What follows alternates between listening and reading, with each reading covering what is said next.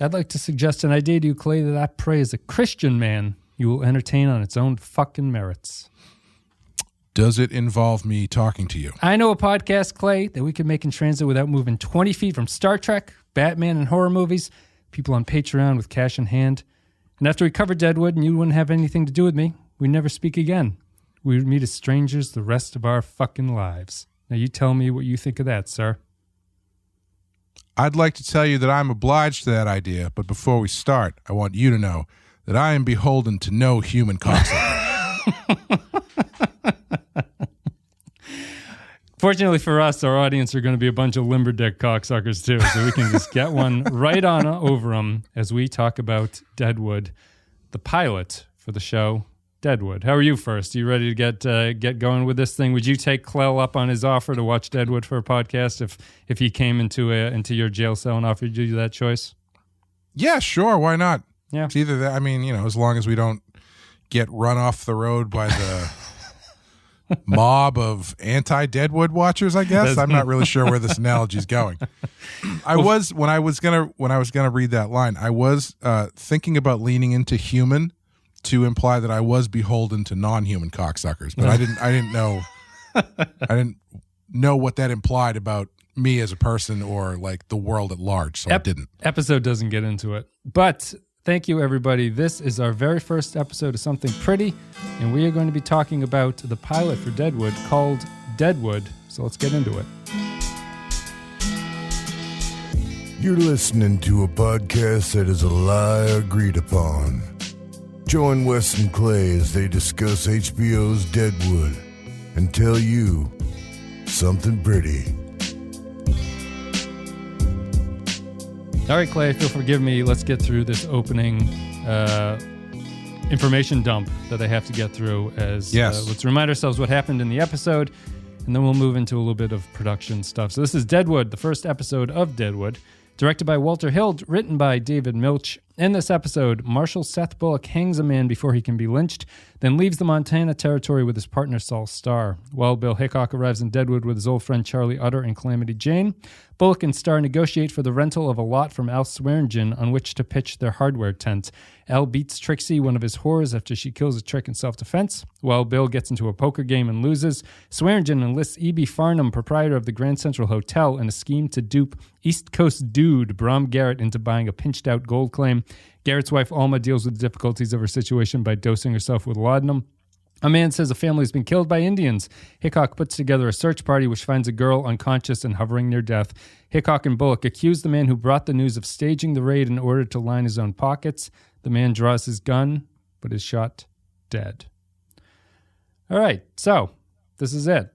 We can, there'll be production facts sprinkled in as we go through all this stuff. But yeah, it's been a while since you watched Deadwood. Did you have any opening thoughts of something that surprised you or stuck out by watching the pilot this time? The biggest thing that stuck out to me is that this show holds up. It's very good. Doesn't feel too old, really. No, it doesn't. It's a little bit different. It was shot as a pilot, so this was like before the era of we buy the series and you get to make all the episodes. So the pilot is different in that it was obviously shot by Walter Hill, directed by Walter Hill, who does not return after this. The plan had been to keep him on for a couple episodes, but he had disagreements with Milch about things, and sort of they had a friendly parting, basically, who decided not to come back.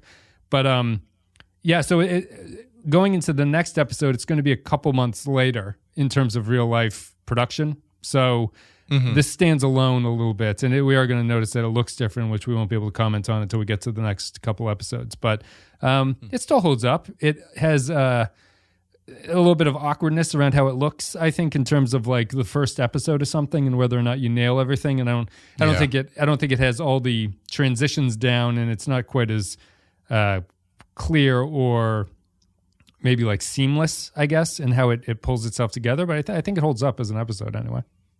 Yeah, I was very impressed as far as pilot episodes go in how it introduces you to everyone and everything. Like once they get to that first scene with Bullock in the jail cell is really interesting, and then once they actually get to Deadwood, it's really slick as far as leading you into town, showing you what the town's about, while also introducing you to all these characters. There's a lot of characters in the show. Yeah. And they did a really nice job of bringing all of them except for one thing, kind of like I wasn't totally sure about what was going on, but I'm sure we can get to it. But sure. But generally, I thought, the introductions of the world and the characters was very well done. Yeah, they haven't. Not everybody's in the pilot. I feel that they do. Characters are going to kind of slowly arrive over the course of the next couple episodes, and I think it's probably a smart move. The thing about the characters in this one is that probably the main ones you meet are Bullock, Star, Swearengen, Trixie, Wild Bill, and his crew.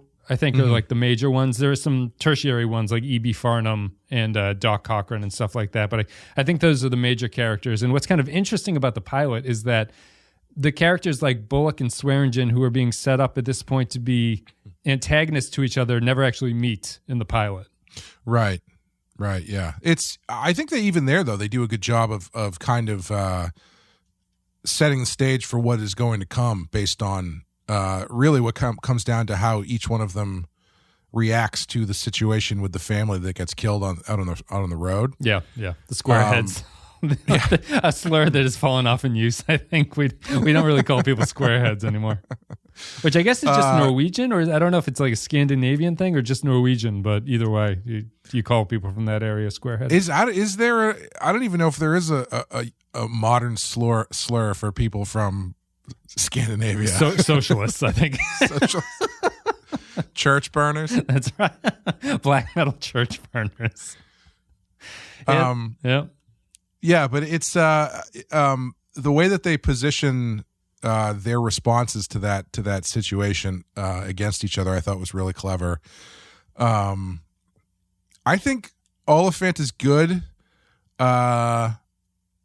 He's like 2 clicks away from being too much, I think, but I think he's good. I think he's not quite over the hey everybody, I'm in a Western line, but I think he's dangerously close to it. But overall, I think he's pretty good. I actually think he's very good in that first scene. He's a good place to start. We can start with the first scene. Generally, for people who are kind of new to our stuff, we don't really recap episodes on our podcast, so we're not going to go through this scene by scene. You got to do your own homework, baby. You do. You got to listen to that long blurb at the start that I read and have watched the episode. But we generally don't recap, so we're going to be a little bit all over the place. But I think it's just at the start, I'm just going to yammer on for a little bit of production facts before we get to the opening scene. So the team at the start, production-wise, is Milch, his wife, Jody Worth and Liz Sarnoff are the 2 other writers who are on the show. A.C. Lyles is their historical consultant. Greg Feinberg was the co-executive producer who was assigned by HBO to rein in production because Milch is infamous for running over and not being on time with scripts. Janie Bryant is the costume designer. Maria Queso is the production designer at Melody Ranch. And Walter Hill was hired as the director of the first couple episodes, who's a famous Western and genre director who did a whole bunch of movies like Ride of the High Country, Major Dundee, The Wild Bunch, Straw Dogs, The Getaway, 48 Hours, Streets of Fire, Geronimo. Sorry. I think he was a producer on some of those because some of those you named off were Sam Peckinpah movies. Oh, that's what I probably did link that. He was a contemporary of Peckinpah. I guess they were buddies or something like that. So that there was sense. I forget what the overlap was. I think he either produced them or possibly co-wrote some of them. He did co-write some of them. I didn't write down which ones they were, but he definitely did. Oh, he wrote The Getaway. Okay, so that's a later one. I'm going to assume he was probably a producer on the other ones because he definitely was not involved on screen with Straw Dogs. I can say that much. But. He took a production hand in this. He was involved in pretty much all the casting, the design work, and everything of the pilot. He was really sort of functioned as a co-executive producer with Milch in a lot of ways. A lot of the ways that the pilot is set up is due to Walter Hill.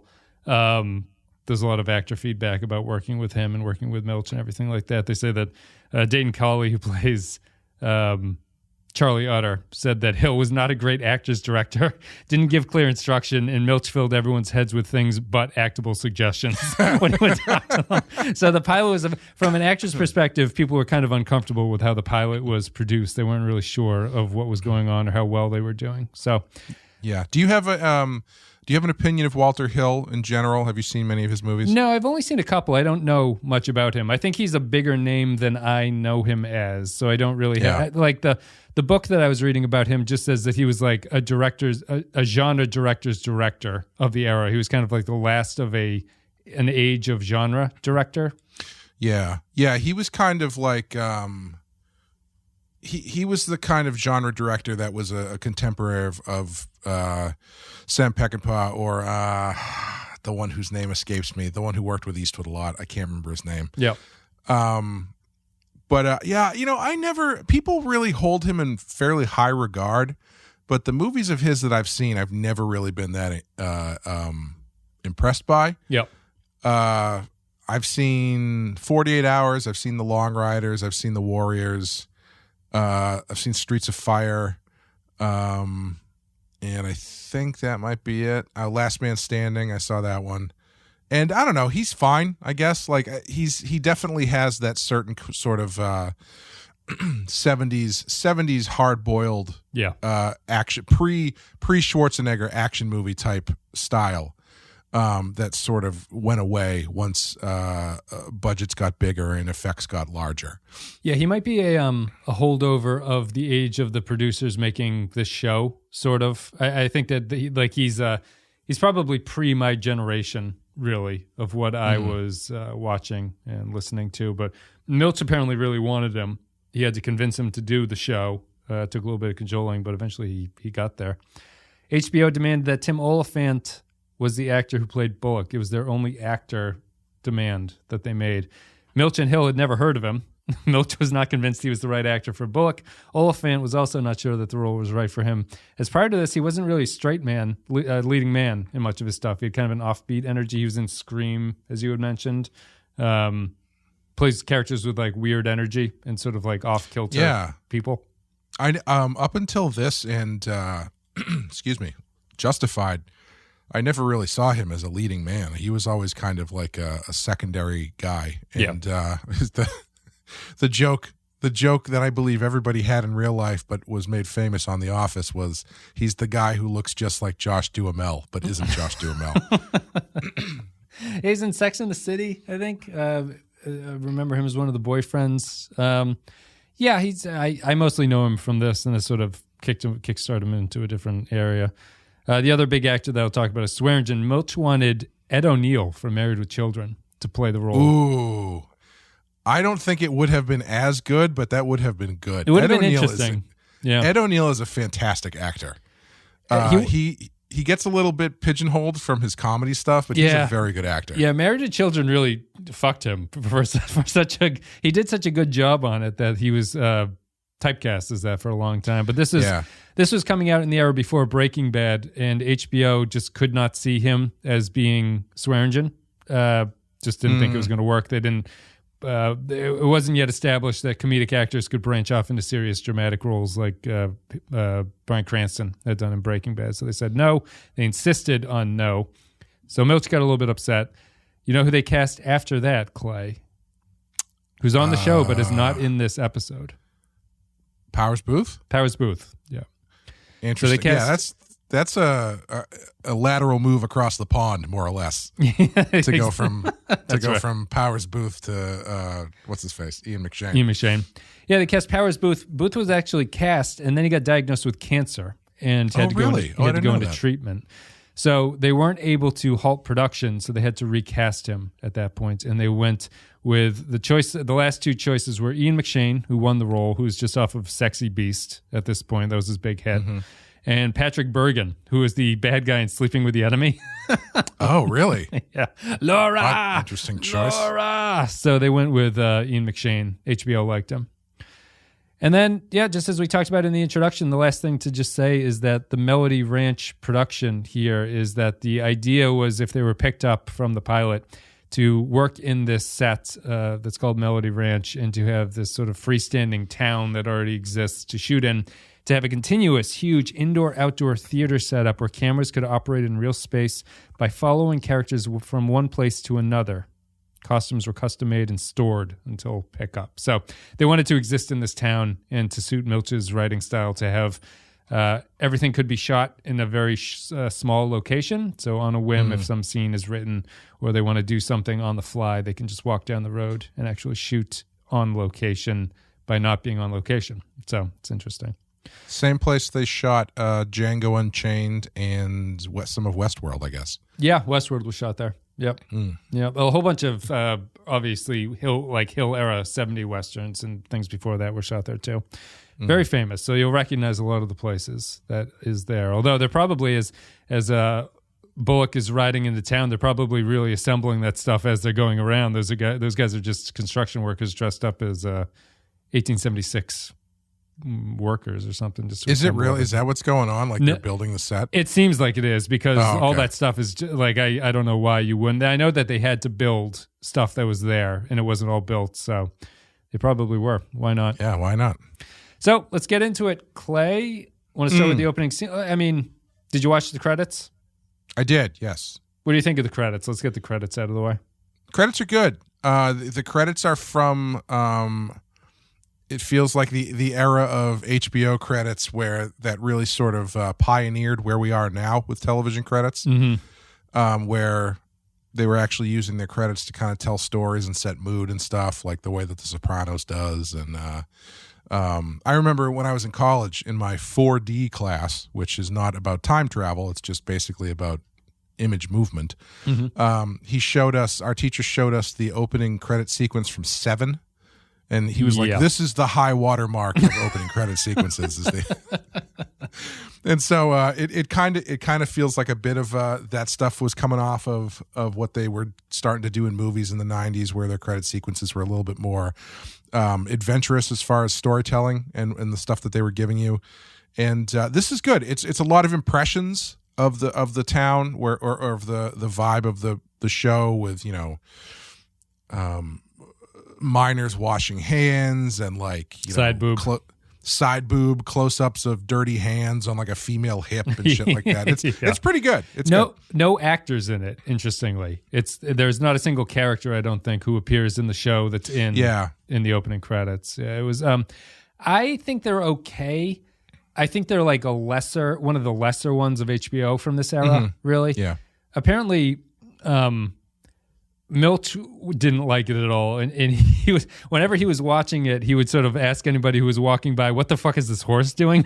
in the opening credits, because there is just a horse that's kind of like running through the woods and running through the town and everything like that. I'm not crazy about the song either, compared with like iconic songs like The Sopranos opening and stuff like that. I don't. It doesn't stick with me in the same way. I think it's okay, but it's not my favorite. Like I can't watch an episode of The Sopranos without watching the opening credits because I feel it sets the mood for it so well. And this one, I am eventually going to start skipping the credits for Deadwood.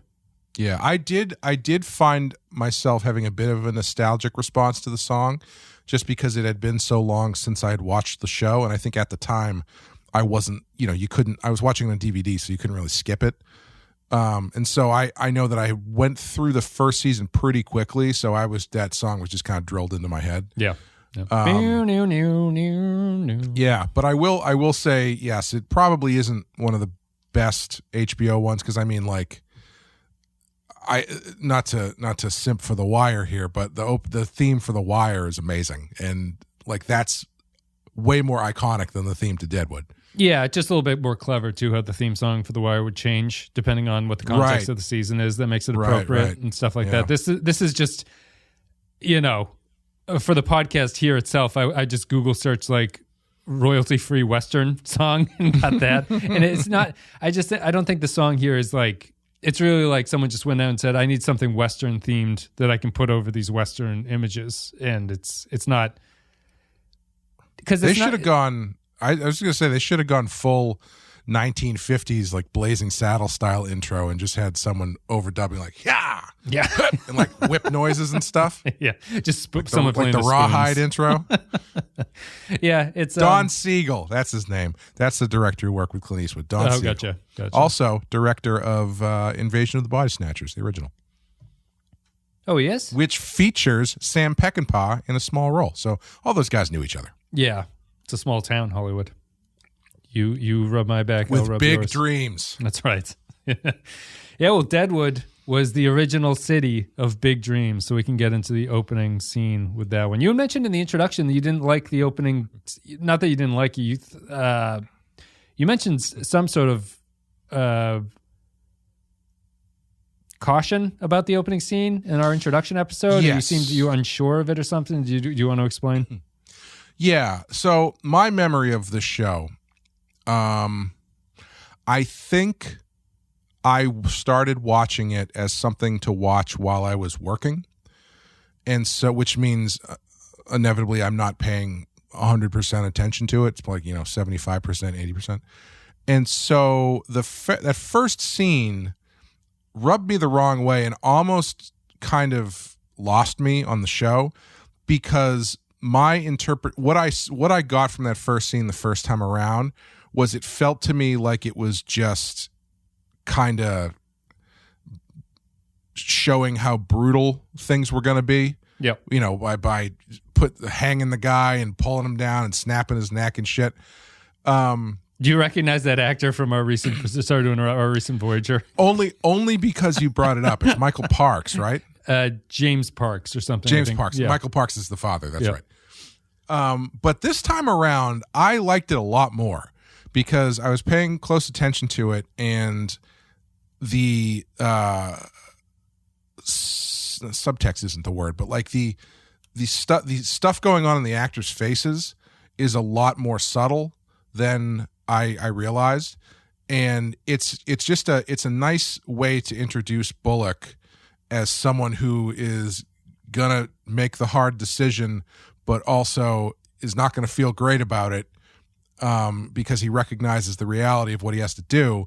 And the thing that I loved about it is that he does it while showing this mob of what's the word I'm looking for? Vigilantes, basically. The posse of vigilantes, Yeah, he basically makes them all feel like shit before he does it. Like it's kind of him being like, you want to kill this guy, let me show you what killing a guy actually means, kind of thing. Mm-hmm.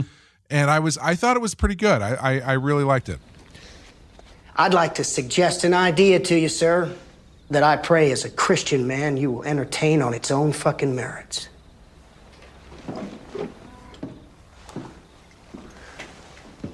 Does it involve letting you go? I know 2 scores, Mr. Bullock, that we could make in transit without moving 20 feet off our path. People with cash on hand. And if once we hit Deadwood and you didn't want to have anything to do with me, we'd never speak again. We would meet as strangers the rest of our fucking lives. Now, you tell me what you think of that, sir. I love the opening scene to this show. I think it does everything an opening scene kind of needs to do, which is that it establishes the tone of things. I think that Clell Watson has some really gorgeous dialogue in it. The stuff that we kind of butchered at the start is just like an excellent back and forth between Bullock and Clell Watson, who's the prisoner. It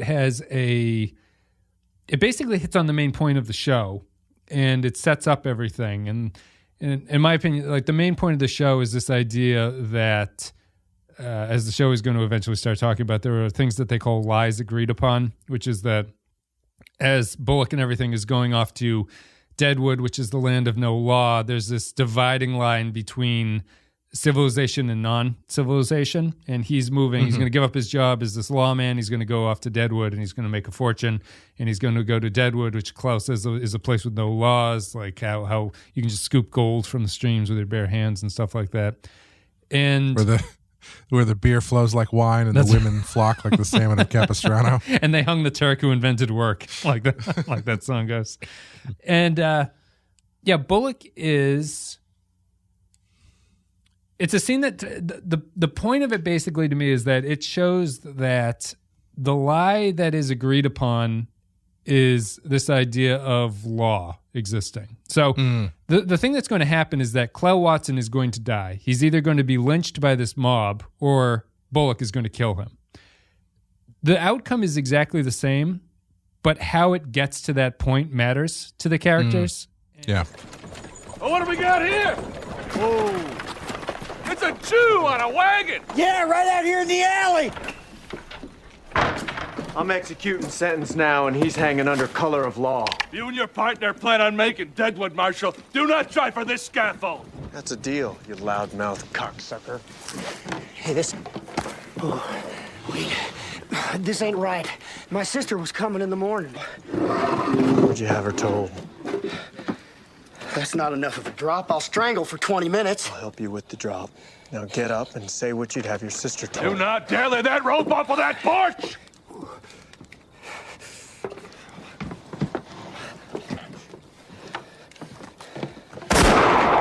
Any more gunplay gets answered. You called the law in, Samson. You don't get to call it off just because you're liquored up and popular on payday. You don't get to tell us what to do and what not to do. Because you're leaving Montana anyways. Now do not jump off of that stool, you cocksucker. Or what? You'll kill me? Well, Bullock, before he pulls him out of the thing, he says, I'm executing sentence and this man hangs under the color of law, which is just a way of like, the show's frequently going to use the word color and shade as a way to like describe that perception of things matters. And it matters to these characters that Bullock does this and that there are rules around how society is supposed to function. Like no matter how much the mob is going to do exactly the same thing as what Bullock does, by the end of the scene, as you were saying, he's shocked the mob back into recognizing like what has just actually happened in front of them. And he's secured his place as he views the law as sacrosanct in these kinds of matters, and that it makes a difference that he does it, and that it's a story that we tell ourselves that matters in the end. And that's it. And I think that they establish it like really nicely. I like the scene.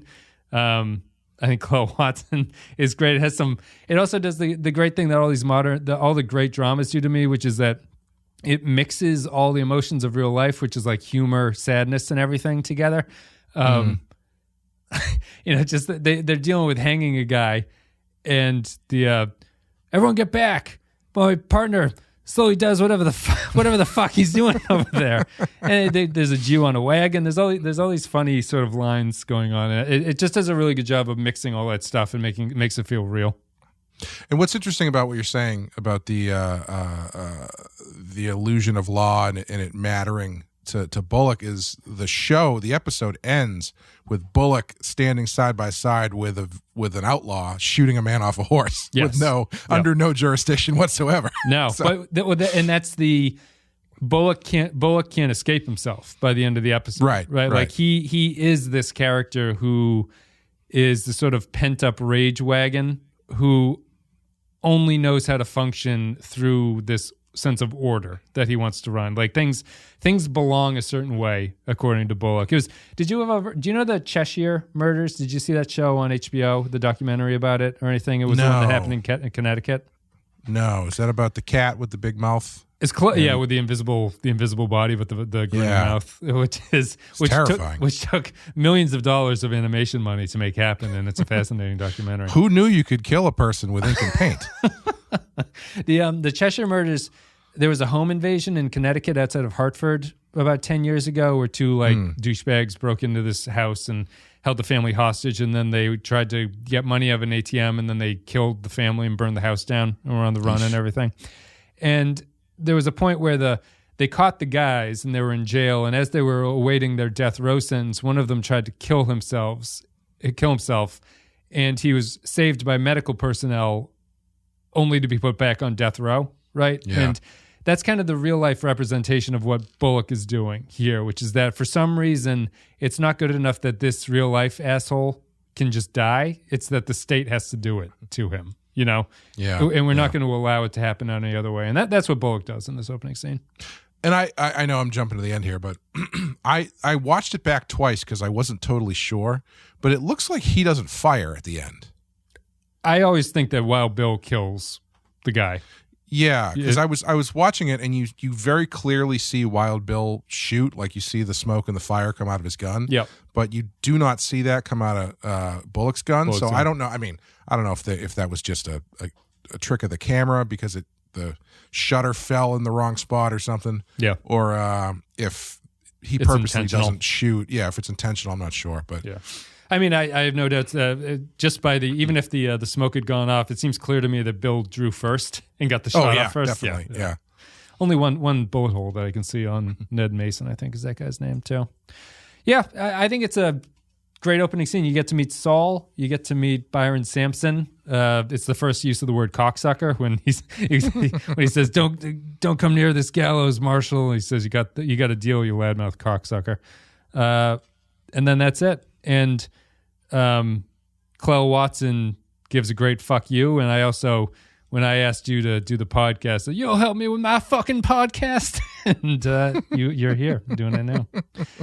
Just holding on to your legs, watching you die. That's what I'm doing. Who will give the letter to his Patreon listeners? Yeah. And much like I was going to say when you asked me how I was doing, I was going to, not to cross-pollinate here, but I was going to say I'm not doing great because I feel very close to Seth Bullock because much in the way he gave up his star at the end of the first scene. I lost one of my Star Trek pins today. I'm very upset about it. Well, hopefully fell right off my jacket. Don't know where it went. Hopefully it went to somebody who will take it to know that you mean what you mean when you say it in a letter. And that it was also holding my last will and testament to my chest. So,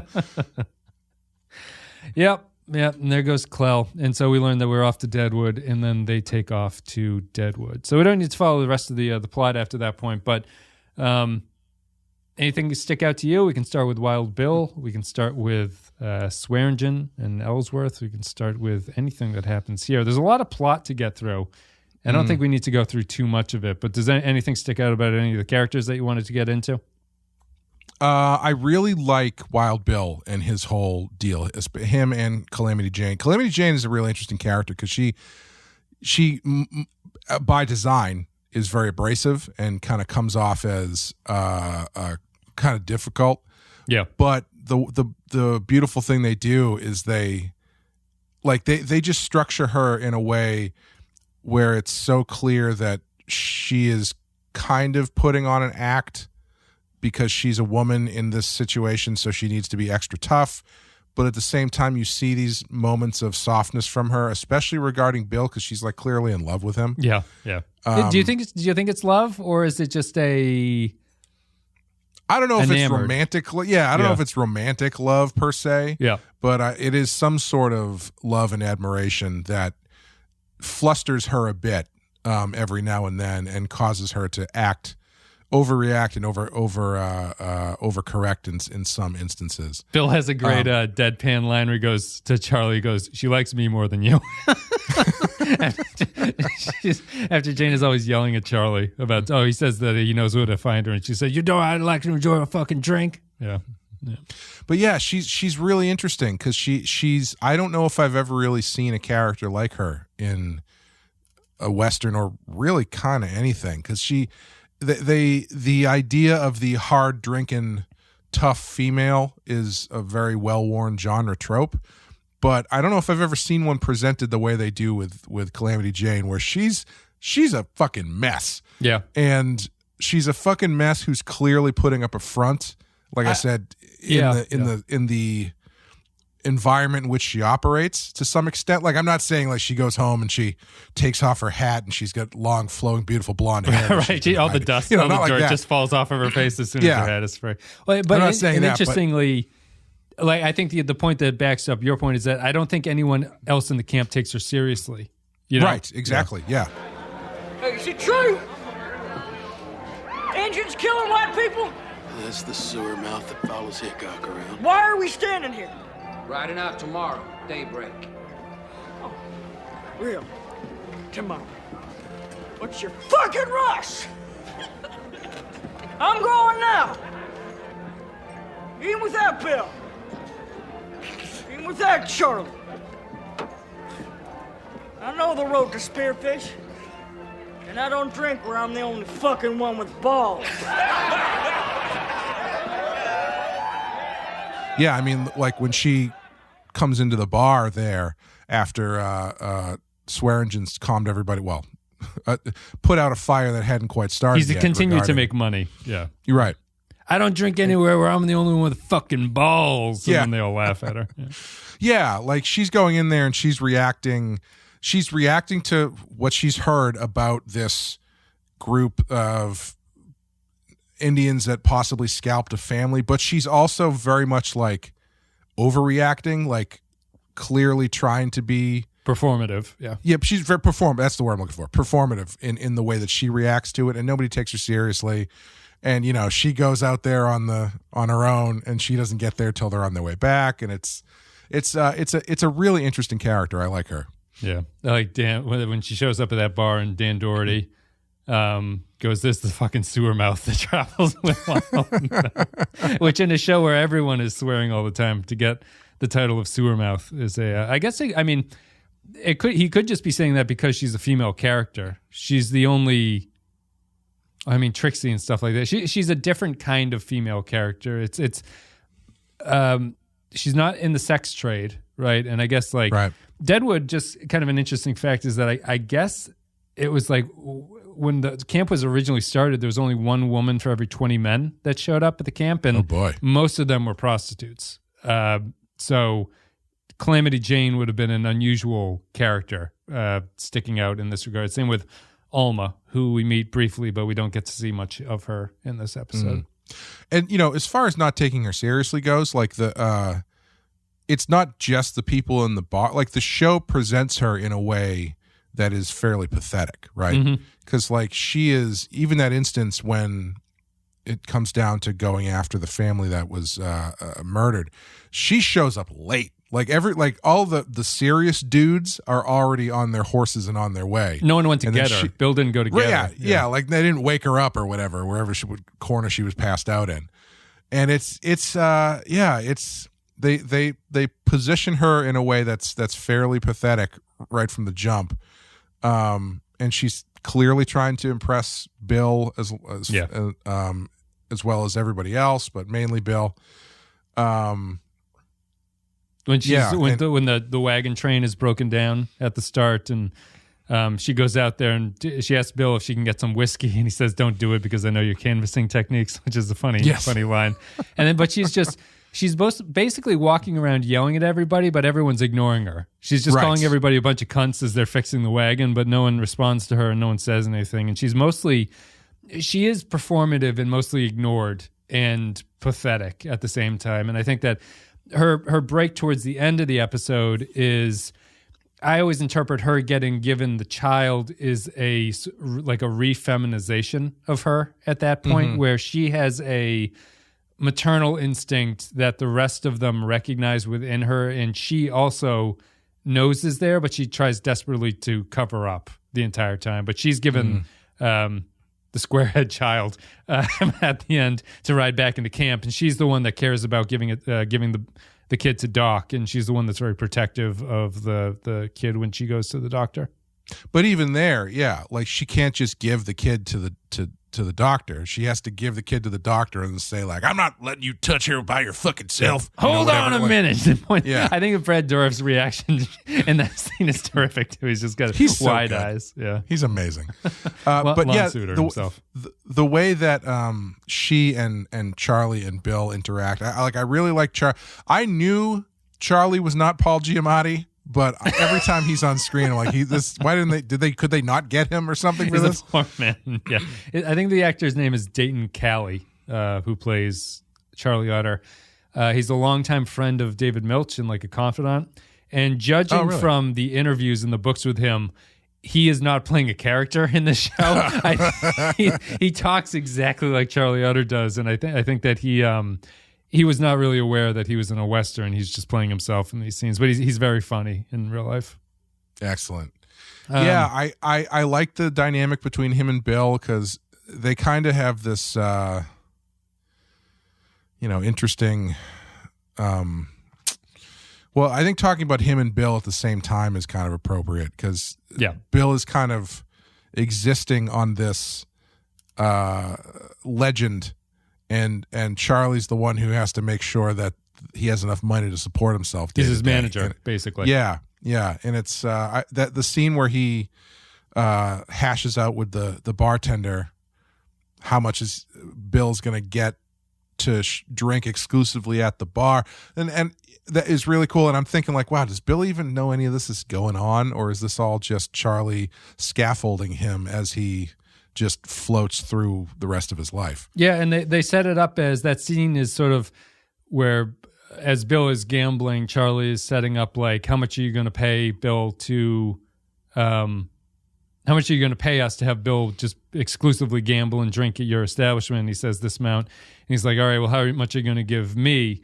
And there's this implication that Charlie is sort of taking advantage of the situation and making a little bit of money for himself, but he...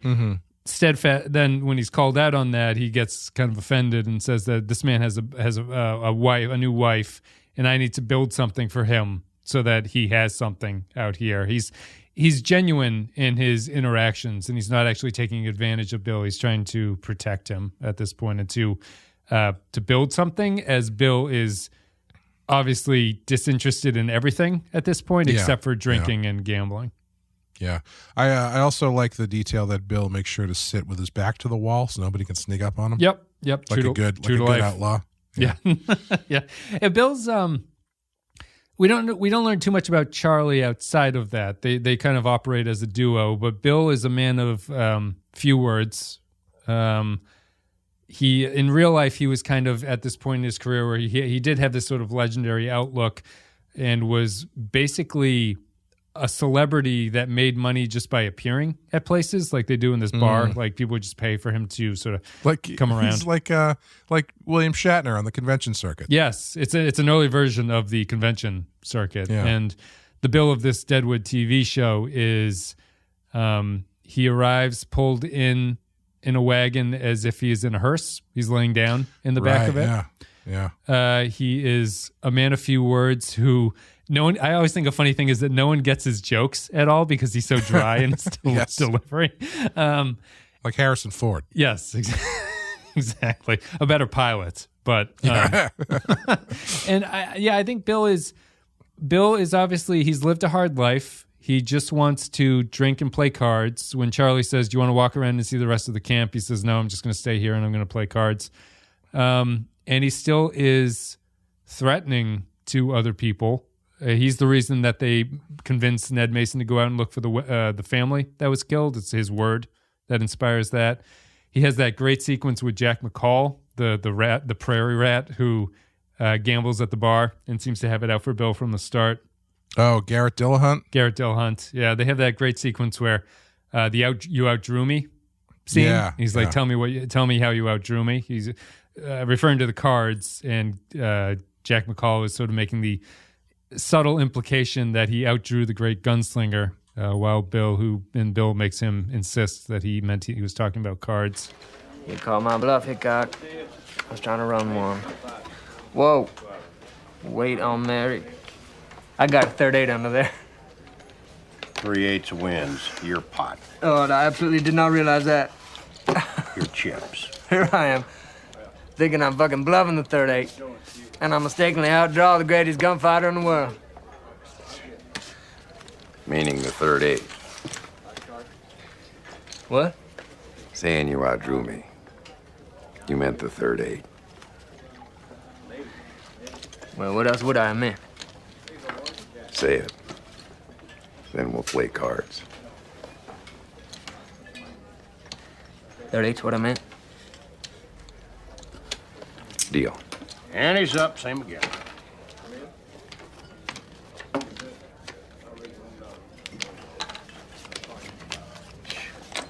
Jesus Christ, we shake hands or something? Relieve the atmosphere? I mean, how stupid do you think I am? I don't know. I just met you. Garrett Dillahunt is a really interesting actor because he's... Chameleon. Yeah, he's kind of weird looking. Mm-hmm. He's not conventionally handsome, I don't think. And he pops up and stuff all the time, and he's always really good. Yeah. He's like one of the antagonists in the Michael Bay movie Ambulance that just came out last year. Mm-hmm. And I was very surprised to see him, how do I say this without spoiling anything, again in this show later on. Yes. Let's put it that way. Yeah. I guess people liked him, but pulled a Michael Mann a little bit there. But he looks good there. I think that Jack McCall is definitely intentionally made to look like a piece of shit. Like he's a very ugly character. So he's also in The Assassination of Jesse James by the Coward Robert Ford, which is one of my favorite, most recent Westerns. Yep. And I am, after watching this again, I feel like Casey Affleck must have fashioned his entire performance as Robert Ford on Garrett Dillahunt in this show. Maybe. Because he's so like strung out kind of in like a really weirdly specific kind of not quite drunk but not quite mentally deficient kind of way that it's a really interesting performance. Yeah, he seems that's a good way. He does seem mentally deficient, but he's not. They have that after the conversation of awkward you outdrew me thing. Jack says, "Should we shake hands or something, relieve the atmosphere? I mean, how stupid do you think I am?" And Bill just says, "I don't know, I just met you." Yeah. And so it's that kind of he's set up as someone with an inferiority complex, I guess would be the way to describe him. He doesn't like Hickok just because he's the kind of character that he's so pathetic he needs to bring down the other people in the room to make himself feel better. Yeah. And that's what Jack McCall is at this point. After that, so we talked about Bill's entourage. We can talk about the Gem crew, I suppose. We're introduced to Swearengen and Ellsworth in the bar. Ellsworth has his famous hammered flatter than hammered shit or whatever. No limber dick cocksuckers are going to tell me what I'm doing.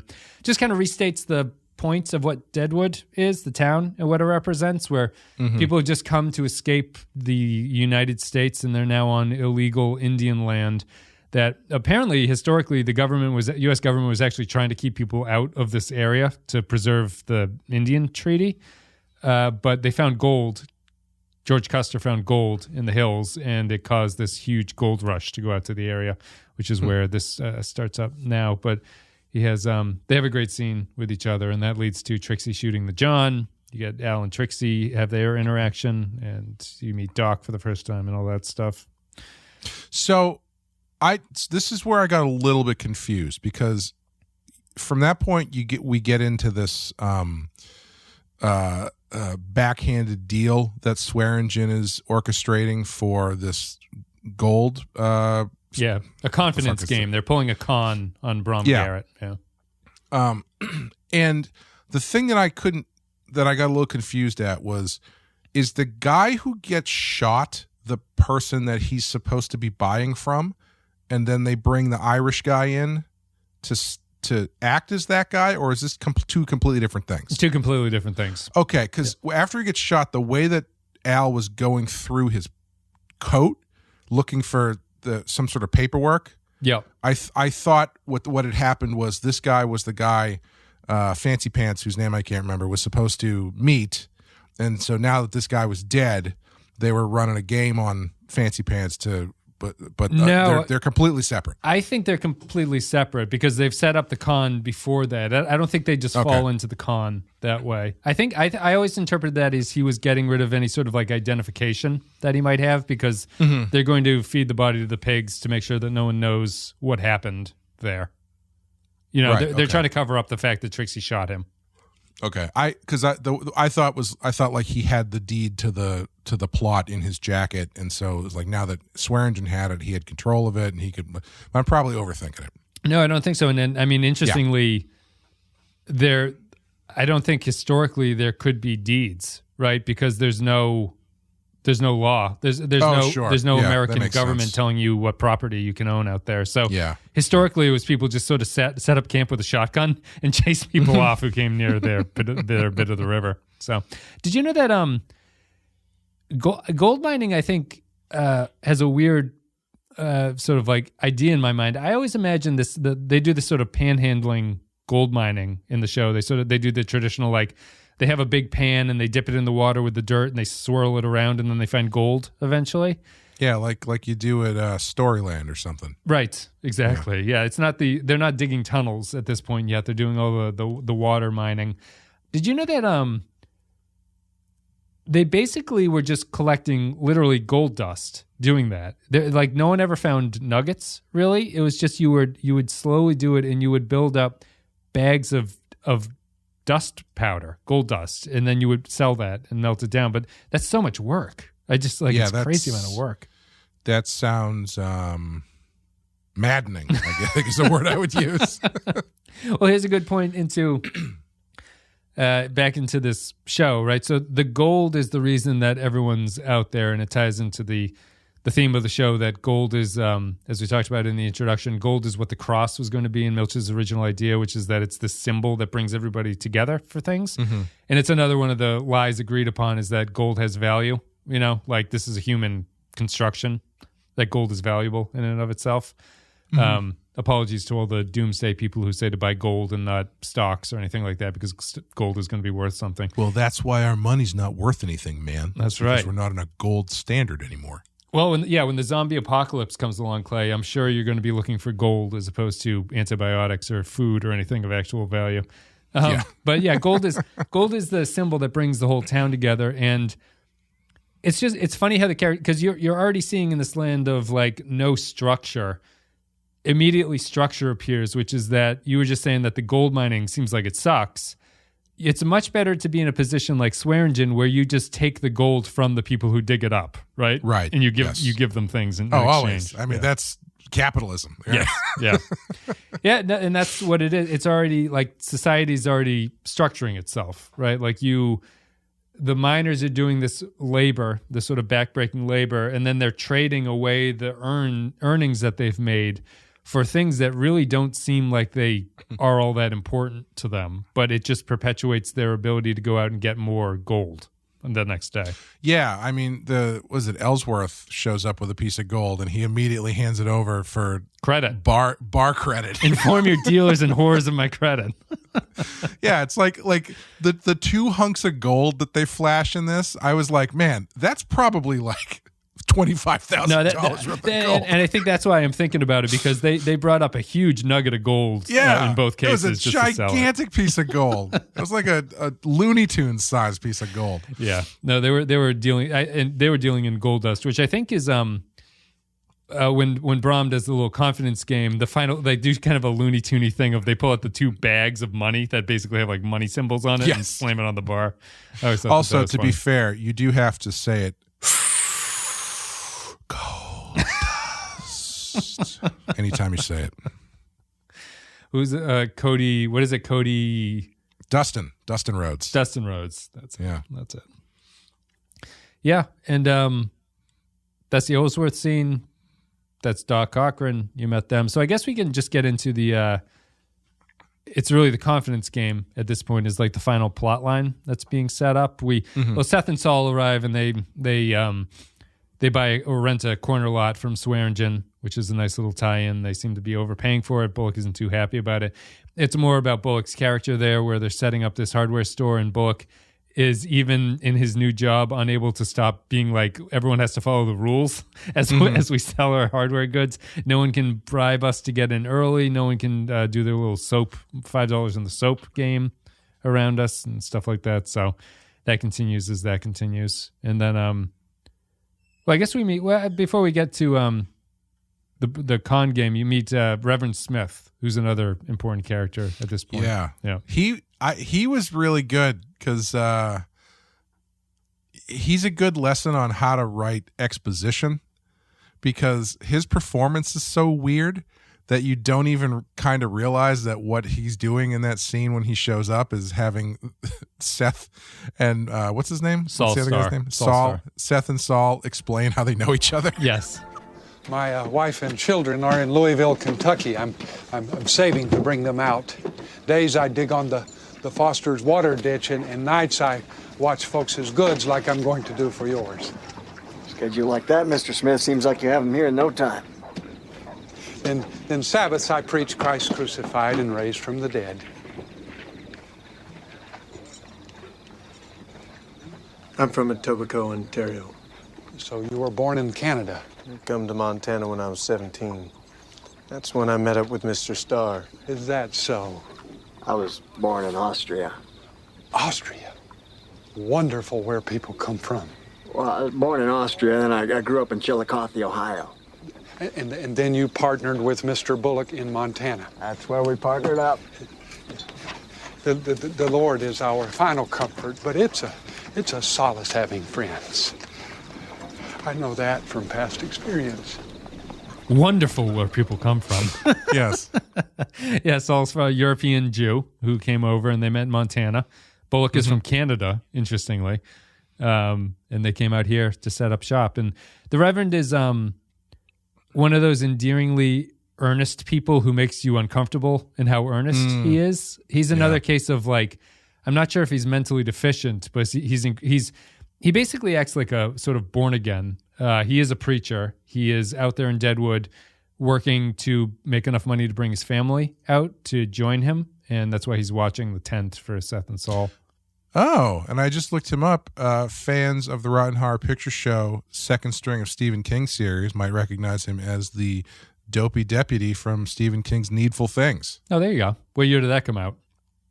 I think that was like 92-ish, 92, 94, something like that. Ray McKinnon. Is that that's his name, I think? Mm-hmm. Yeah. Mm-hmm. Yeah. Yeah. The Reverend's, the Reverend is just a really good example of things that Milch does well with setting up characters. He has the line about he says something like, "The Lord is our last resort, but friends bring a certain kind of solace," or something like that. Yeah. And it's this awkward line, and he ends it sort of sadly too by saying, like, "I know that from personal experience," as his voice kind of trails off. But he's this earnest type of character who will say things like that, and Seth and Saul don't know how to react to it. But it's like a profoundly interesting thing for him to say. But he is that kind of character. There'll be more of him, obviously, as we move forward. Also in the show is Jeffrey Jones, who is a great actor, but it's such a shame he's a creep. Yeah, I don't know. I mean, I don't know the background. That got dismissed. Like, did it? Like, I mean, he hasn't really been in much since all that stuff happened, so no, I don't know how it shook out. But. No, he had to be. He's still listed as a sex offender. And I was just looking him up. Like, recent problems with the law came from him not renewing his sex offender status. Oh, he was in the movie. Oh, okay. Well, yeah, it seems he took pictures with like an underage boy or something like that. But I don't know. I couldn't find any details about what went on. But he is, if true, obviously a not a very particularly upstanding citizen that we're dealing with. But he plays Merrick, the newspaper man who tends to embarrass himself and is one of the few male characters that doesn't swear, interestingly. Yeah.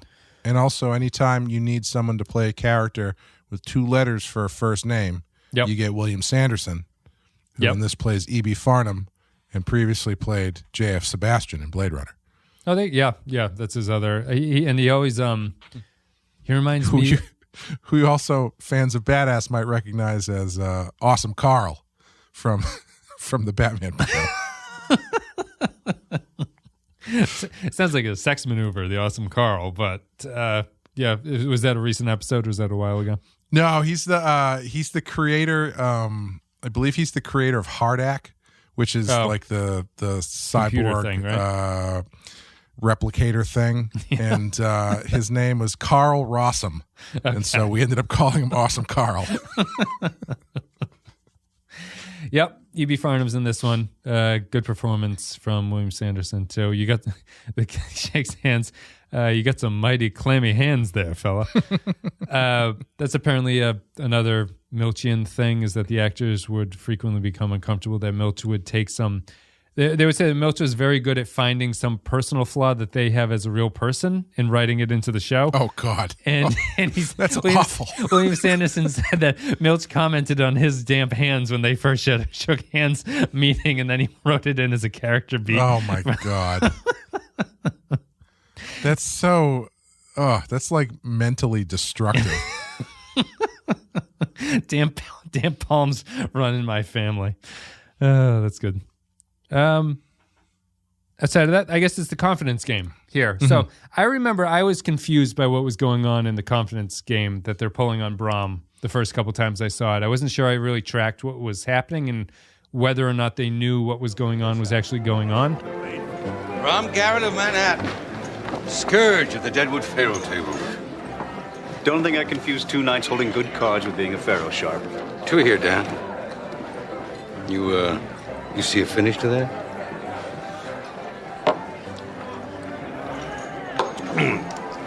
Did you hear Bill Hickok's in town? Oh, yes, I did. Does that give you the vapors? Are you mad about something, Al? Not mad about nothing. My understanding is that they've been conning this guy Brom from the beginning. They know that because Brom is an idiot, he has told them how much money he has, maximum. Mm-hmm. And they are just kind of playing the game to make him bid up to the 20,000 that he owns. And Al becomes upset with EB and Tim Driscoll for pushing it that hard and getting it to that point where Al doesn't want him to get to that 20,000 because, as it says in a later scene, if they get all of that money, he's going to ask for more, and that's going to draw attention of the Pinkerton law agency to come down to Deadwood. The thing that I was trying to track was reopening the bidding the way that it does, where he's like, what are you doing? You reopen the bid. That was always meant to happen, right? Yes. Okay. It was just that Farnham was supposed to tap out earlier? Yes. Okay, gotcha. Yeah, they pushed him too hard. They got too greedy with it. And I think somewhat fittingly, their performance gets worse the longer it goes on, too, where when it gets to 20, he's like, damn, I don't have that much money or something like that. So it's and the look on Al's face is hysterical, too, because he just looks like he wants it to be over at that point.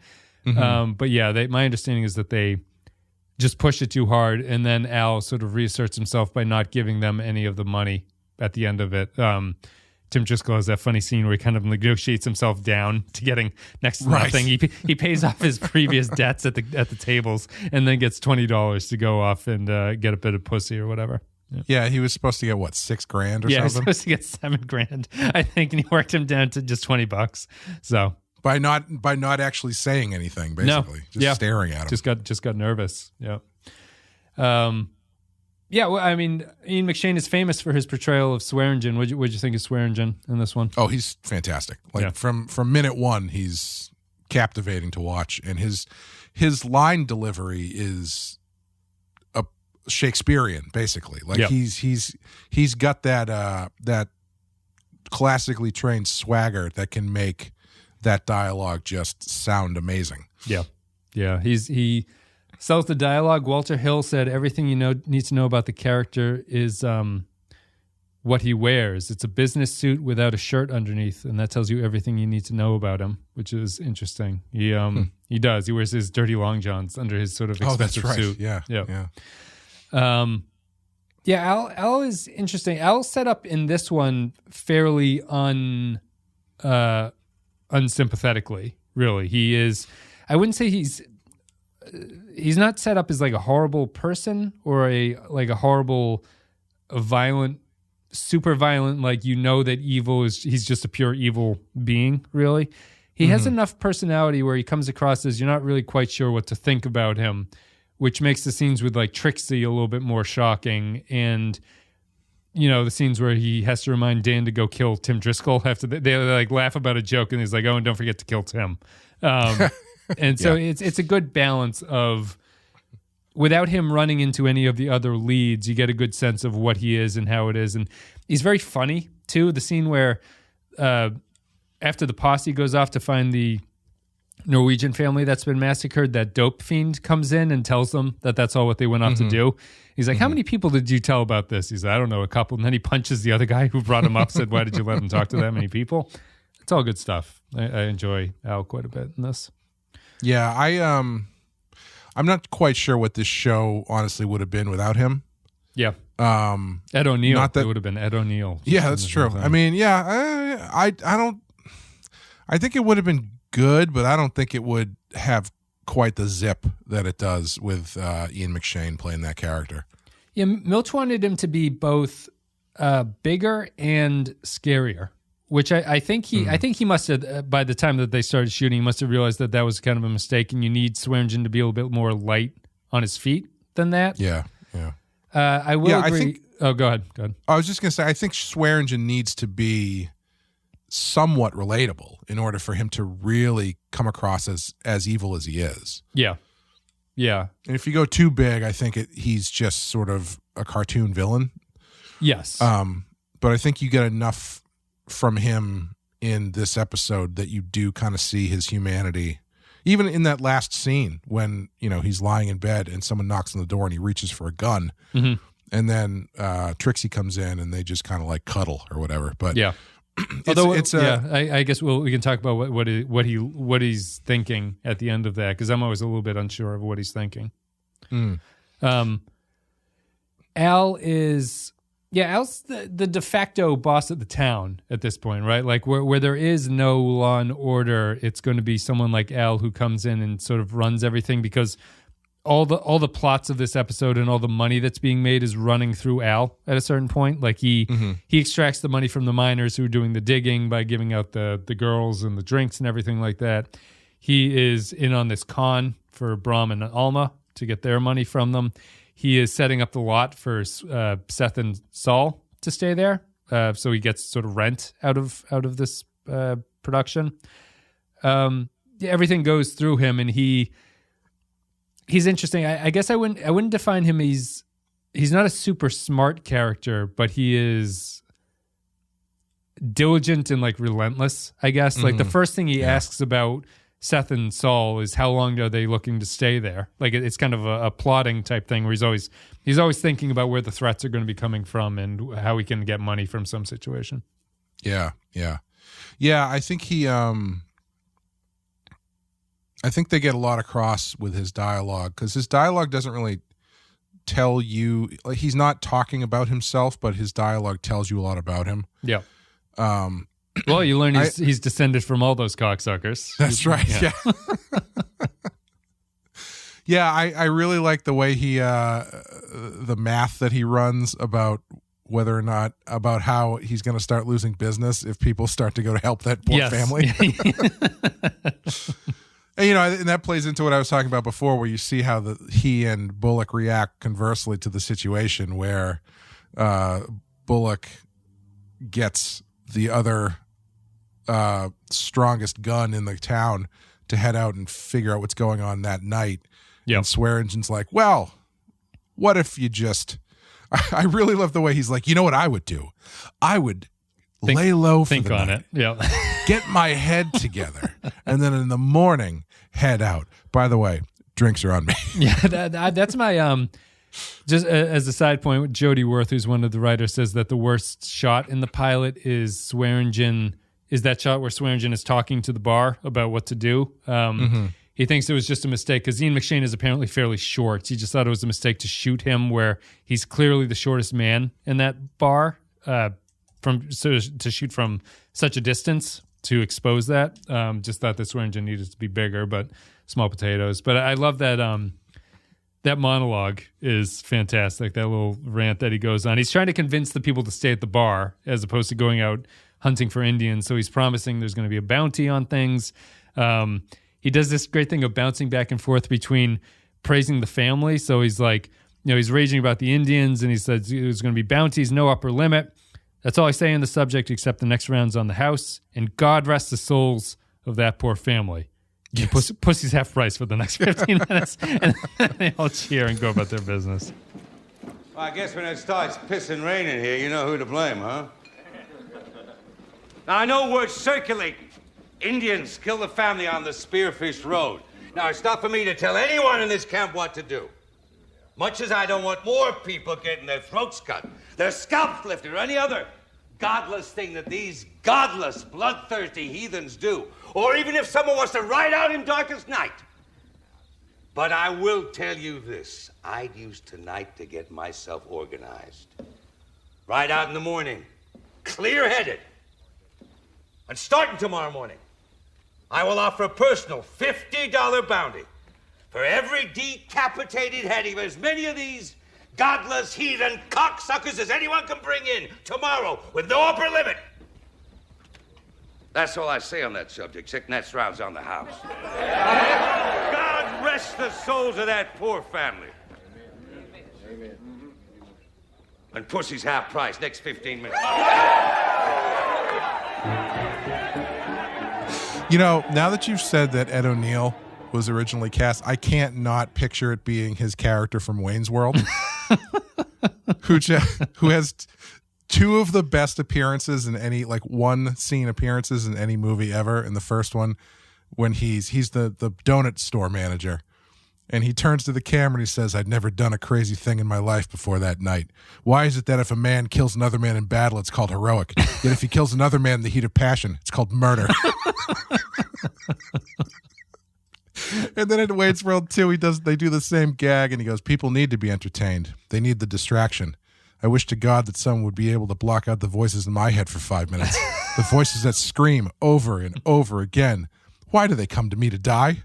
Why do they come to me to die?" It's kind of tangential, but a British comedy, Peep Show, has this really funny scene between the two friends where he's like, they're stuck in a room and they're sort of just like making conversation. And one of them says, he's like, do you think that you could, do you think that we could ever fall in love? And he's like, and you could make love to me. And he's like, well, the other one just goes like, well, we could have sex, but I wouldn't want you to enjoy it. And he responds, so you couldn't make love to me, but you could rape me. This is a very, very funny friendship distinction. After that, Dan kills Tim Driscoll. They close off that storyline. Brom and Alma. We learn that Alma is addicted to laudanum, which is just opium in water. And she's out there with Brom. Brom's a funny character. They call him a dude multiple times. One of my favorite. Yep. One of my favorite lines. Is he down there drinking it or is he sipping at it? And then he goes down and he's sipping at the whiskey and he says, "Are you going to see a finish to that?" Which I think is a great little line reading. So it's interesting because I thought originally that line was indicative of whether or not he was having a good money day or a bad money day. The sipping at it or the... Yeah. I know it's because they think he's, Yeah, they're effeminate. They're making fun of his, I was trying to figure out a nice way to say that. But but I thought it was like, oh, if he's throwing it back, then before I remembered who the character was, I thought it was just another guy out getting, looking for gold or something. So I was like, oh, if he's throwing it back, he must have a bunch of money, but if he's sipping it, he probably can't afford it, that kind of thing. Yeah. But no, he's just, they all think he's a pussy. Yeah, he's a pussy. He's just, you going to see a finish to that? Just makes him drink the drink. Yeah. I do like that whole thing with him because he's he's just such a mark. He's such a goober, rich kid mark. His father's providing the money for them. He's running out of money. He needs to call father. Yeah. The way that he celebrates with his wife about the deal that he made, and it's like, oh, this guy is just she's too high. Fucked. Yeah, she's too high to know what's going on with him. And when she sobers up, she wants nothing to do with him. She pretends to be asleep while he clearly wants her to recognize his greatness as he wears his new mining outfit and goes out the door. Yeah. Even that small detail that when he goes to leave to go out to his new mine, the shit that he's carrying is like pristine, the rack, brand new mining equipment, like the cleanest, like a mining pan you could eat off of. Yep. He's compared to Ellsworth, his clothes are cleanly pressed. He's got some new suspenders and everything. Yeah. He does that. He's going out to mine mine in the woods in the hills, but when that cart comes through, he does that thing where he like scoots back because he doesn't want to get mud on him. Yes, yeah. That's a good. After the very ending when Bullock and Bill shoot Ned Mason, I think that character's name is Ned Mason. Dan Doherty has to play the role of being the friend of him, and he comes out to go mining, and he gives him the new pan, and he gives him the little thumbs up, like this looks good. Yeah, the Garretts are a wholesale. Whole cloth creation of the show. They don't actually have a real life analog in the show. But do you know how many of the characters are based on actual people? Yep. Dan Doherty, Johnny Burns, Swearengen are all real. So really? Oh, I didn't realize Doherty was real. Yeah, the Gem Crew are real. Trixie is real in the sense that all that's known is that there was a prostitute named Trixie who shot at John in Deadwood. That's all they know about her. Okay. Bullock and Saul exist. Wild Bill and his crew exist. So I think that Ed Nuttall, the guy who runs the bar that Wild Bill visits, and Merrick are all real. So pretty much everyone to this point is real except for the Garretts, Alma and Brom Garrett, really. So, yeah, it's so I find that stuff so fascinating.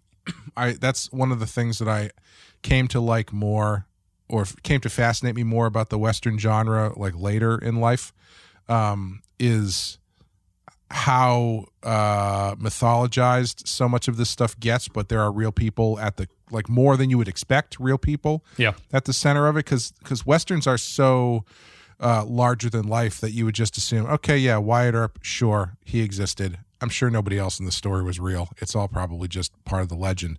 But then it's like, no, this is actually when Ike Clanton came down. He was a real person, and so to see so many people in this show who are real is kind of surprising, frankly. Yeah.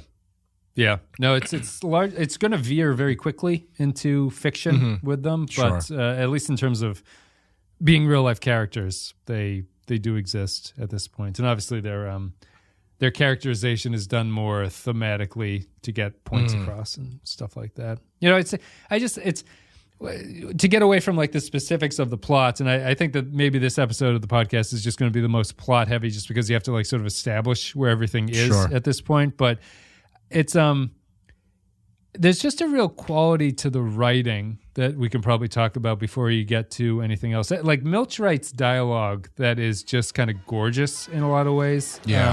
Just things flow. 8 ounces of gold at $20 an ounce is $160, plus $10 for a half ounce makes $170 total. Inform your dealers and whores of my credit and pour me a goddamn drink. Honor and a pleasure, my good man. 170 credit, Dan, for Ellsworth. Oh, yes, sir. 170 for Ellsworth. I'll let everybody know. Plot 4, some hardware guys. First one today with this hand. And pour me another, my good man. Here comes another. Lot 4, stayer. Wagon loaded with goods. Now, with that limey damn accent of yours, are these rumors true that you're descended from the British nobility? I'm descended from all them cocksuckers. Well, here's to you, your majesty. I'll tell you what. I may have fucked my life up flattered and hammered shit, but I stand here before you today beholden to no human cocksucker and working a paying fucking gold claim.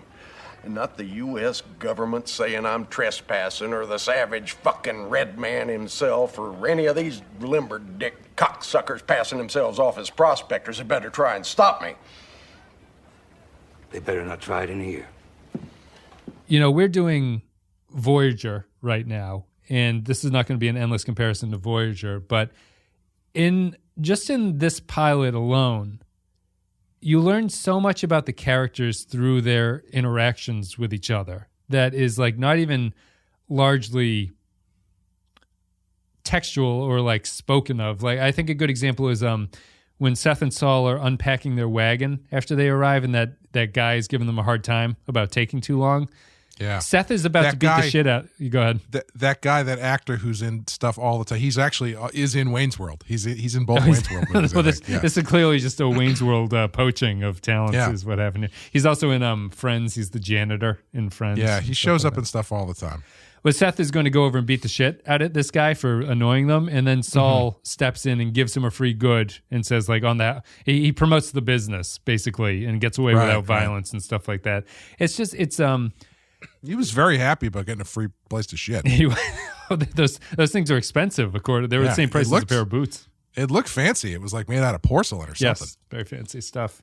I think it's like it's the mark of a well-written show that just small moments like that, like so much of the writing and the character work is just so self-contained, and you get a lot from very short snippets of what the characters do, and the characters are all set up so distinctly. Even in the pilot, like you can identify what Bullock is, what Saul is, what Swearengen is, what Trixie is, what Doc is, Bill, and all the rest. Like they are describable from the moment that you see them.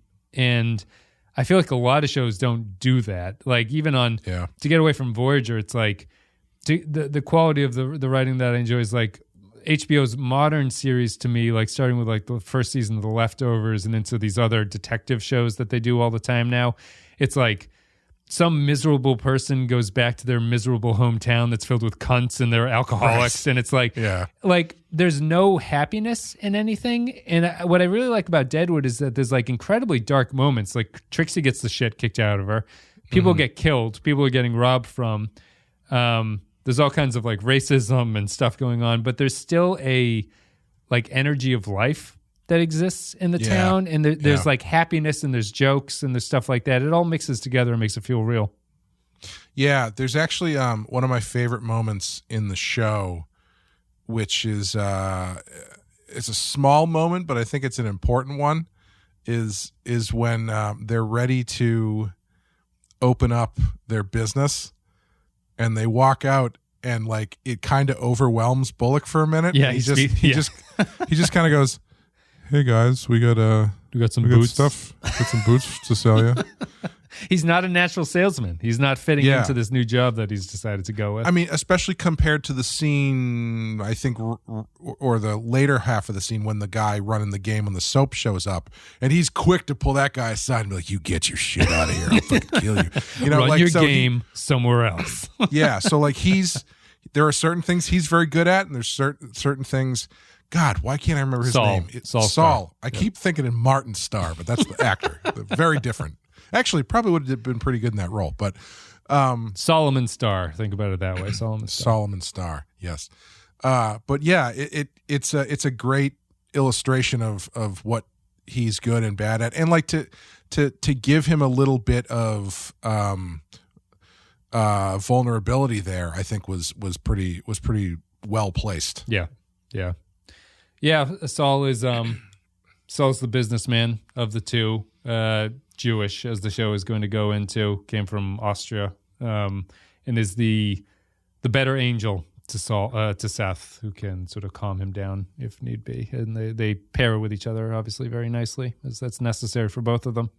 Because Saul probably wouldn't last on his own in Deadwood very long without Bullock. And I think that's pretty much it. Any high points you like? That little point? Any sort of low points that you came from this? I'm never really.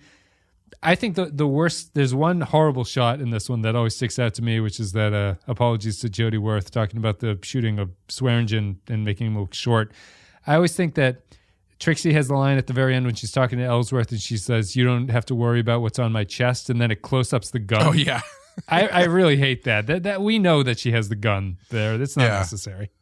You didn't like how they freeze frame and then zoom in and go whoop, enhance. That's my least favorite moment in the pilot. I think it's a little bit. It's a directorial choice too. It's not the writing, because the writing doesn't call it out. Yeah, I would say the lighting really stood out to me in this, where I liked how shadowy it was, but there were certain times where it felt they were kind of going overboard, and it was starting to turn into like a 40s film noir or something, where it was just like Dan Doherty just gets like light on his eyes or something. It's the Star Trek thing of just across the eyes, just the well lit. Yeah. Overall, I thought it looked pretty good in that regard, but there was a little bit of that. You know, when did this start? Early 2000s? 04. There was a little bit of that early mid 2000s kind of TV filming look, where it's like blown out, but not in like a natural way. It's like a very digital kind of blowout to the light. They're apparently using something called a tobacco filter in this pilot that they won't use going forward. I would assume that just gives that sort of old timey cliche Western yellowed look over everything, maybe. But I would be curious to know how much of the look of it is messed with in post.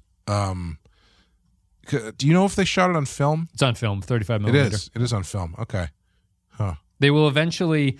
This was shot single cam. The production eventually adopts they always shoot on film, but they will go to multicam very quickly to interesting. Mostly to keep up with the fact that the scenes are being shot so quickly that they have to get the coverage that they need. There's no time to do anything else. It's interesting. I mean, like I guess it's early enough that it would still be shot. I guess I can't decide if that's weird to me or not that they shot. I think it's film. Right on the cusp. I think it's for HBO. They were probably shooting on film. I think at this point for the prestige of it, like that's what HBO would do. Yeah. But yeah, I think overall it looks pretty good. I'm curious to. I didn't realize that the look changed so much between the first 2 episodes. So I'm interested to see how different it looks in the second one. It'll be brighter. I think your comments about the lighting, I think, are going to go away. Yeah, because my memory of it, it's not as moody, or I should say, it doesn't have as big shadows as I saw in this episode. I don't remember it being that stark. I was reading reviews. Apparently, the look of the pilot was influential in how Game of Thrones chose to shoot their things, and eventually, a lot of the directors are going to move from the show to Game of Thrones. You'll see a lot of names. That's why they had that Starbucks cup on the bar. That's right. You know what I didn't was think funny? you'd see that, but it was obviously it's once you see it once, it's hard to look away. Well, what's funny about that is that there wasn't there, but once they did it in Game of Thrones, they went back and they digitally added the cup from Game of Thrones into Deadwood. We can hope. I was just gonna say I don't know if this is complete coincidence because of there's only so many tropes, I guess, in Westerns that you can pull from, but I felt like there was a lot of Tombstone in this. Oh, really? As far as, Bullock is the lawman who's going to the town in order to leave the law behind and set up a business. Yep. You had Garrett's wife who was addicted to laudanum. Sure. There's a couple other things that stood out as kind of reminiscent of Tombstone. And I mean, also actually Trixie is one of the Earp wives from Tombstone. The actress is one of the wives. Yeah, the actress, yes. Yeah. Yeah, I guess you could see that. I have a hard time. I understand exactly what you're saying. It's hard to reconcile the tones of the two things, like even as I understand what you're talking about, Yeah, it might just be like, Western tropes. It's about a town. Someone's going to come to the town, I assume, to be the. Yeah, no, it's obviously Tombstone happens in one self-contained thing, but it's Bullock hasn't given up on his dreams to just become a hardware store owner at this point. There hasn't been any push to do anything, which I guess is I guess that's the primary point of this episode, besides setting up the themes that they set up about sort of like the constructs that people operate within. It's about without Bullock and Swearengen meeting each other, it's about them sort of sizing each other up, where you're getting a sense of Bullock is walking into this town that's run by Swearengen, who is at the end of the episode when Trixie gets into the bed with him. I always get the impression that he is still sizing things up at that point to figure out what needs to be done in order to keep him, like he's always just thinking about what needs to be done, basically. And without meeting Seth and Saul and all that stuff, it's him trying to control the situation. He doesn't want the cleaning up the dead John. He doesn't want the law brought there. Screwing over Brom has irritated him because it doesn't want the law brought there. He doesn't want to do anything that is going to bring about the change to this system that he has set up in Deadwood. And so he's kind of having to balance his desires against the sort of like nature of the universe that's working against him as everyone else is coming into town. Yeah, he's not exactly careful, but what he is thorough in cleaning up. Or well, I feel the other people, the other characters fuck up his shit. That's true. Basically. Yeah. Whether or not his plans are foolproof, save for the fact that he's executing them with fools. Yes. Is not known. But yeah. Yep. So we'll move into the next episode, which is called Deep Water, in our next episode of this podcast. So that's it. Yeah, Clay, what did you think returning to Deadwood? Do you have any final thoughts about this one before we head out of here? It's great. I'm really glad to be watching it again. It's, I hate to say this because we say this all the time, but like we spent so much time watching passable television. Yeah. That when we get to do something like this that is pretty close to objectively great, it's a fairly stark comparison between the two. Yeah. So yeah, starting my week with Deadwood and ending my week with Voyager is going to be a very interesting pendulum for the next few weeks and months. Swing in the turn of events. Yeah, no, I love this show. I just think it's just so well made. I think that the pilot's excellent. What kind of hand is your friend with a gun? I don't feel qualified to say.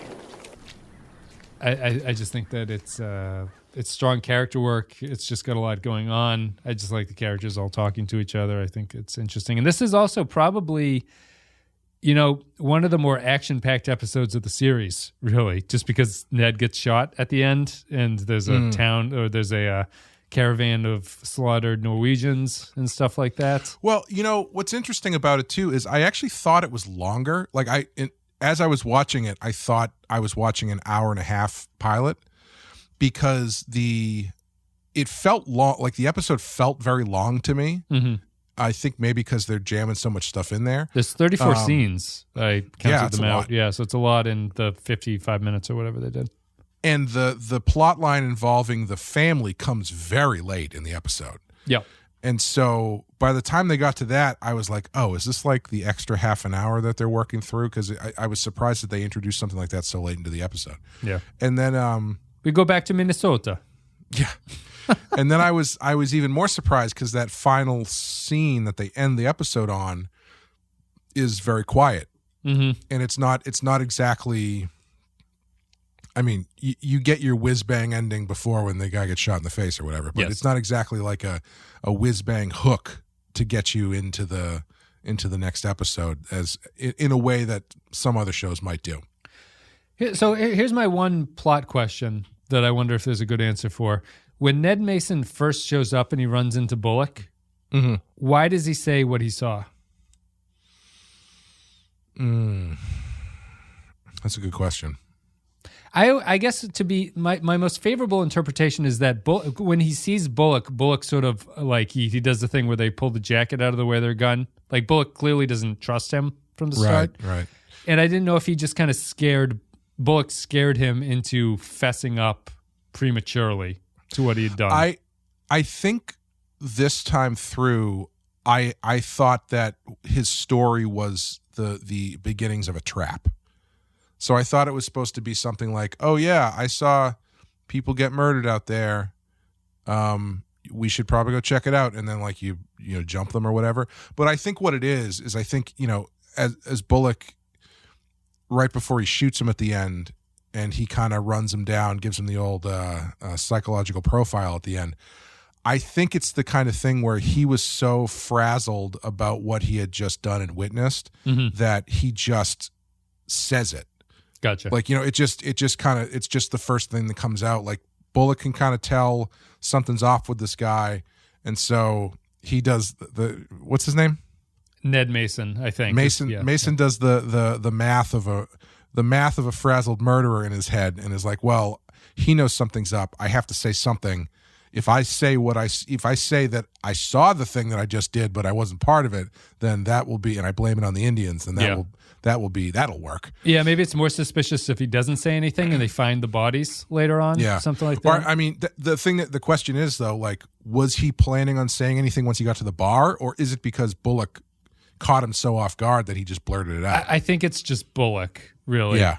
Or like, because obviously he doesn't want to go back out there. He might have just wanted to say it as a way to distract his crime. So he would sort of bring it up at the bar and not go back out with them or anything like that. But the worst part of his plan, the thing that he's most upset about is that they make him go back out with them. So, yeah. Or, I mean, maybe it's something like, well, if I kill them and then I'm the one who calls 911, they'd never suspect that I was the killer, that kind of thing. Yeah. Makes me wonder because playing, it's obviously a less realistic version, although, we're talking about a Deadwood show. Like playing Red Dead Redemption 2 always strikes me as funny because you're riding through these like empty wildernesses, right? And occasionally you'll just run into somebody and you're like, what was it actually like back in the day if you just shot somebody on the road and we're like, now your stuff is all mine. What I think it was travel. I think it was very easy to get away with murder back then. And apparently blaming it on Indians was a common trick at this point. I have to imagine it was very common, yes. Yeah. So that's it. So I guess before we go, just the final sequence. So what do you think about the ending Trixie and Swearengen scene. What's your take on that? Does she love him? Why is she going back?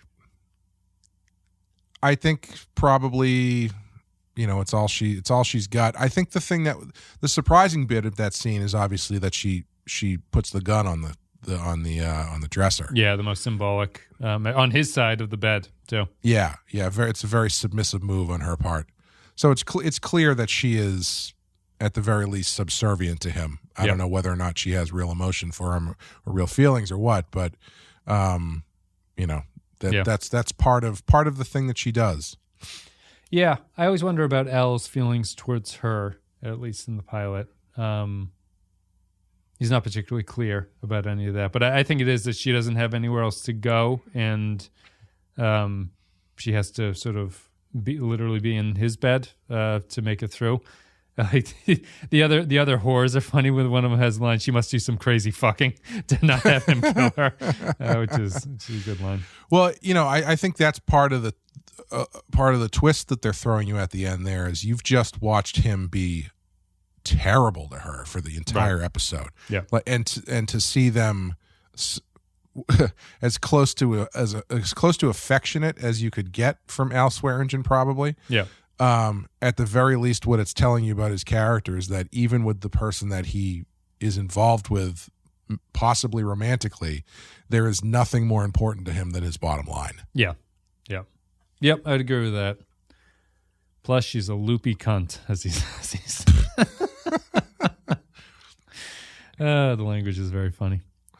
That's it. Thanks everybody for listening. If you enjoyed this content, you can go to patreon.com/thepensky-file. That's like our umbrella corporation that drives all the other shows that are on this. So we have a Star Trek show, horror show, Batman the Animated Series show, a whole bunch of stuff. So if you're new to this and you found us through searching for Deadwood Podcast, thank you for listening. Patreon.com/thepensky-file is the best way to support us. And we're going to be continuing, Clay. We're going to get through all of these episodes one by one. We'll eventually settle into a rhythm just like the show did, and we'll be doing less plot recaps and more character stuff and scene analysis and stuff like that. So thanks very much, Clay, for joining me on the pilot. Yeah, thank you for having me. I'm looking forward to digging some gold out of them there Deadwood Hills. Yep. Yippee-ki-yay, motherfucker. What would you come back and spend your gold on after a long day in the fields? Knowing me, and if I was panning gold dust, it would probably just fall out of my pocket or something on the walk back. It was apparently a common problem that they were having, which is that they couldn't weave bags tight enough to stop all the dust from falling out. Yeah, ironically, it probably all falls out, but then you're still wiping it out of your ass for like a month, like you're at the beach. It's gold dust just gets everywhere. I do really wish now that someone could put together the money and the means to have Al Swearengen meet Daniel Plainview, because I'm imagining in my head the opening to There'll Be Blood, where Daniel Plainview crawls his way back to town, but the town is Deadwood, and he has to deal with Swearengen. That would be fucking great. They better not try it in here. Thanks everybody for listening. We will see you next time with Deep Water.